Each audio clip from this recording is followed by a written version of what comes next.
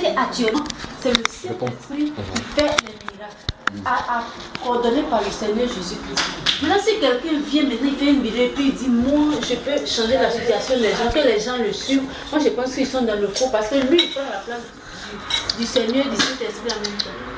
Ce matin, je suis en train de méditer dessus. Vers les 11h là, mon idée était, c'est pour ça que j'étais en train de rire, parce que vers les 11h, mon idée était si vous conseillez, mais si eux ils peuvent, parce que c'est le Saint-Esprit, le Seigneur Jésus qui agit. Parce que c'est Jésus qui ordonne au Saint-Esprit de pouvoir décanter des situations. Maintenant, si toi maintenant tu viens faire la vidéo pour dire que toi tu peux faire telle chose, où est leur rôle? C'est ça. C'est que ce matin, je pensais à ça. Tu vois, par exemple, c'est ta méditation que tu as eu le matin par rapport à ce qu'on vient de faire. On peut comprendre que c'est le Seigneur qui voulait te faire comprendre ça. Ça, c'est un peu comme la réponse et la suite. Mais si on fait la parallèle avec ce que tu as eu, on comprend justement que si toute chose, c'est le Seigneur souverain qui a décidé. Ça veut dire qu'il ne peut pas se lever et dire que non, il faut amener la solution à quelque chose que Dieu a un but derrière. Imaginons par exemple, si on prend le passage de Job là par exemple, si un prophète ou quelqu'un se lève et dit que non, Job, il va admirer ceci, or Dieu a arrêté quelque chose pour montrer un but. Déjà, et ceci nous pose encore une question de voir aussi, parfois il y a des gens, des hommes de Dieu, comme on le dit, qui prient mais la solution n'est pas là. On ne trouve pas de solution. Pourquoi? Parce que Dieu a arrêté quelque chose. Il y a des choses que si Dieu a arrêté, on ne peut pas changer. Alors, on peut comprendre, comme toi-même tu penses que certaines personnes-là, il veut se passer pour... Il veut prétendre que c'est lui qui contrôle, il veut se faire passer pour les gens qui décident à la place de Dieu. On comprend qu'il y a un problème. Parce que on a laissé tout entre les mains du Seigneur et on doit demander au Seigneur, en réalité, quel est le message. Il y a souvent, il y a souvent certains problèmes qui m'arrivent, des demandes. C'est vrai que ce n'est pas toujours. Mais il y a certains problèmes, quand ça m'arrive, ils me demandent, je vais au point du Seigneur pour dire quel est le but que tu envoies ici. Parce que si on comprend le but pour lequel Dieu met les épreuves derrière nous, on aura moins de problèmes. Mais si on n'a pas compris le but, on court directement avec ces personnes-là qui prétendent qu'ils ont la solution. Or, normalement, comme tu le dis, il va me dire que si Dieu a décidé que peut-être tu auras ton miracle aujourd'hui, bien la solution à ton problème, tu auras. Mais de proclamer qu'ils vont apporter la solution, c'est un peu comme si ils décident déjà à la place de Dieu. Or, peut-être que Dieu a déjà un plan qu'il a déjà arrêté. Comment on vient de voir par rapport à un problème. Bon, ça suscite beaucoup de questions parce que ça montre vraiment que si c'est comme ça, on n'a plus besoin de partir auprès de Dieu. On va directement voir cette personne-là. Et on comprend que ça commence à interroger avec les Écritures. Est-ce que c'est comme ça que Dieu agit? Tu vois? Parce que lui, il a la décision, ça appartient au Seigneur. Je peux avancer. Je ne sais pas si c'est aidé, mon frère. Je vais maintenant. On a répété, tu me donnes. Oui, monsieur Khalid. C'est un peu ça, les gens. En fait, c'est un peu ce qui arrive aujourd'hui avec les pasteurs, les chauffeurs, tous ces hommes-là. Parfois, ils disent venez des séminaires de guérison, séminaires de sainteté, comme si ils ont déjà. Ils savent que durant ces séminaires, on va résoudre tout. Or, avant de. Lui ne sait comment le Saint-Esprit agit derrière un problème. Tu vois un peu non, lui ne sait comment le Saint-Esprit peut résoudre un problème. Or, par exemple, il décide le jour, il dit que venez prendre votre miracle. Si quelqu'un n'a pas d'enfant, c'est le jour qu'il va avoir l'enfant. Est-ce que normalement c'est comme si la personne connaît déjà ce que Dieu a arrêté? C'est ça qui fait qu'aujourd'hui, c'est pour ça que même quand on ne connaît pas. Mais est-ce que ne pas laisser après? Non, faut laisser. Non, après. Parlez. Faut laisser. C'est seulement pour. Toi, t'es fatigué, faut laisser. Tu vois un peu, non? C'est pour ça qu'en fait, même si tu ne connais pas les Écritures, tu vois qu'il y a un problème. Et la preuve à nous aujourd'hui, quand on voit ces hommes-là, ils ne résolvent pas les problèmes des gens.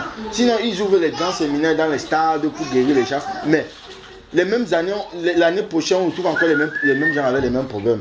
C'est fait qu'il y a un problème. C'est les gens veulent prendre la place de Dieu en disant qu'ils vont décider ils vont décider de résoudre les problèmes des gens. Non, c'est pas comme ça. Parce que derrière un problème, Dieu a un but. Mais parce que normalement, ceux qui sont envoyés de Dieu, ils cherchent d'abord à sonder, Seigneur, quel est le problème? Tu vois un peu, non, quel est le problème? Quel est le problème de cette personne? C'est ceux-là qui sont envoyés de Dieu. Quand tu viens avec ton problème, c'est pas lui qui dit. Il veut d'abord sonder ce que l'esprit a décidé ou bien le but de l'esprit derrière. C'est que maintenant l'esprit a dit que non. Peut-être la personne n'a pas de problème quand on venait l'écouter. Maintenant, si la personne n'a pas un problème, ça veut dire qu'il n'y a rien à dire. Il ne va pas dire à la personne que bon, tu vas dedans accoucher. Non. Si Dieu ne veut pas que la personne accouche maintenant, il sait pourquoi il ne veut pas. Alors ne venez pas, on ne va pas se mettre, on va prendre les micros, venez prendre vos enfants. Ceux qui n'arrivent pas à accoucher, venez, vous allez accoucher à ces séminaires. Ça devient bizarre. Ce qui est bizarre encore, c'est qu'on ne voit même pas les... On ne voit pas les miracles là se réaliser. Mais ça ne peut pas se réaliser parce que Dieu a dit qu'il partagera sa gloire avec quelqu'un. Ça, il est ferme là-dessus. Amen. Et ces gens justement, ils viennent vouloir prendre la gloire de Dieu. Parce qu'ils décident que c'est eux qui veulent faire comprendre aux gens que c'est eux qui ont la décision. La décision de résoudre le problème à l'instant. En fait, c'est pour ça qu'aujourd'hui, on a certaines personnes, ou bien certains, on va dire quoi, les religieux insultent les chrétiens. Parce qu'avec ces hommes-là qui blasphèment le nom du Seigneur, ils partent au devant, ils utilisent le nom du Seigneur et puis on ne voit pas la réalisation. Après, on va dire que vous priez depuis là, vous priez pour résoudre vos problèmes, pour peut-être avoir à manger à la maison. Il n'y a pas à manger à la maison pour que les enfants travaillent, aucun enfant ne travaille. C'est pour ça qu'ils insultent les enfants de Dieu. Or, on peut voir que derrière toutes ces souffrances, toutes ces famines, les enfants qui ne trouvent pas, Dieu a peut-être un but derrière. Bon, c'est ça, ces hommes veulent prendre la place de Dieu. Tu as raison de dire que c'est pour ça que tu n'es pas poussé par cette méditation, ma soeur. On doit vraiment faire attention à ce genre de personnes qui viennent et prétendent dire qu'ils ont déjà la solution aux choses. Parce que il faut aller auprès de Dieu pour savoir si Dieu veut que la solution soit là. C'est pour ça que tout à l'heure, comme le frère a cité ce passage qui dit que si quelqu'un est malade, qui prie, tout ce qu'on a besoin qu'on prie. Et quand on prie maintenant, là, le reste, là, c'est plus indécidé, ce n'est plus de nous. Or, quand tu vois quelqu'un qui dit que non, si vous êtes malade, venez prendre votre guérison. Parce que personne ne sait exactement le jour où Dieu a décidé la guérison. Parce que ceux qui sont authentiques de Dieu, quand ils prient, parfois c'est là où Dieu va amener la solution, parfois ce n'est pas là. Tu as fini de prier, ça y est, laisse. Ça peut venir quelques minutes plus tard, ça peut venir quelques années plus tard, mais tu as seulement prié. Or, ces hommes-là viennent avec le mot comme si ils ont déjà arrêté. C'est l'esprit de l'antéchrist, on peut voir certains avec ça, clairement. C'est pour ça que quand toi-même tu as vu ça, ma soeur, ça te suscite des questions, c'est bizarre. Voilà, c'est bizarre. On doit vraiment faire attention avec tous ces hommes-là qui viennent avec des mots de consolation là, et on finit par ne pas avoir la consolation. Franchement.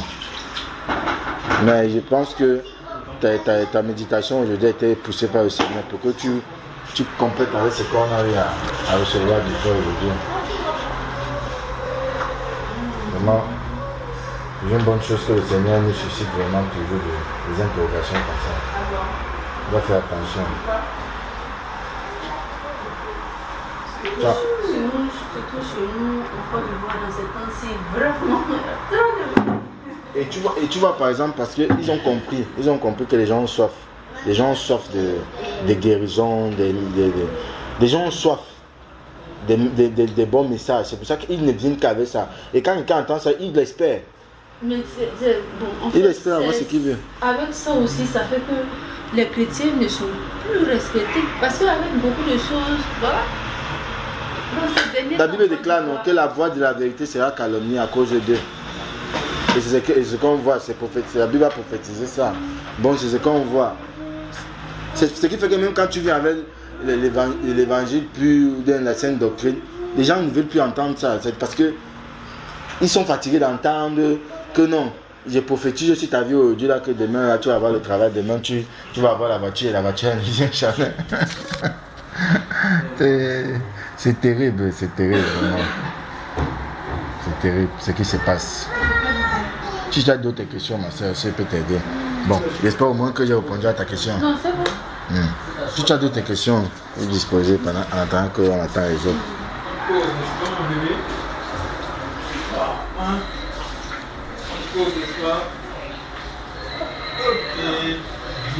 Mais par exemple, tu reçois quelqu'un, un membre de ta famille, ce dernier vit avec toi. Mais il refuse d'aller à l'église, il refuse de prier. Mais un jour dans ma maison, j'ai le balai à ranger la maison, tu sens qu'il fait les trucs exercices.